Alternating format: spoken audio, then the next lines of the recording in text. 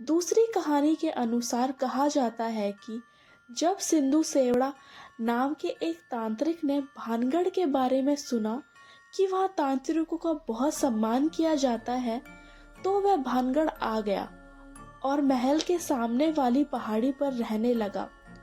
और जब एक दिन रानी रत्नावती छत पर घूम रही थी, तभी उस तांत्रिक की नजर रानी रत्नावती पर पड़ी तो उनकी सुंदरता को देखता ही रह गया। वो अच्छी तरह जानता था कि बिना तंत्र शक्तियों का प्रयोग किए रानी तक पहुंचा नहीं जा सकता, क्योंकि वो कोई साधारण स्त्री नहीं थी बल्कि राज्य की रानी थी।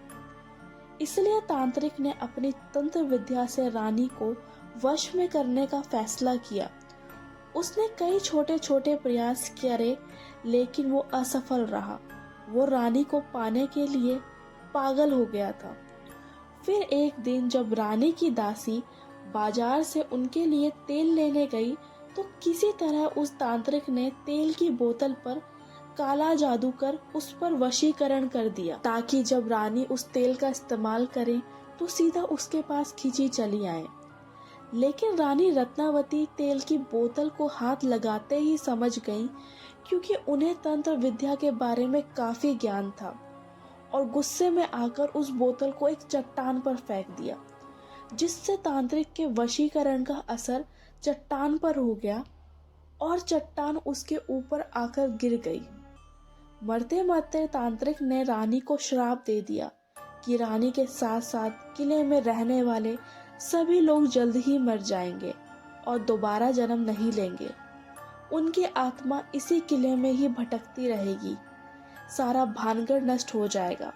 और तांत्रिक के मरते ही कुछ दिनों बाद मुगलों ने किले पर हमला कर दिया और रानी रत्नावती के साथ साथ किले में मौजूद सभी लोग मारे गए।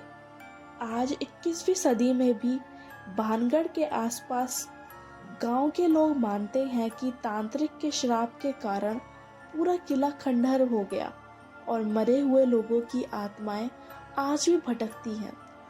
अक्सर किले से औरतों की चीखने, चिल्लाने, चूड़ियां तोड़ने और रोने की आवाजें सुनाई देती हैं। कुछ लोग ऐसा भी बताते हैं कि शाम के टाइम किले के पास जाने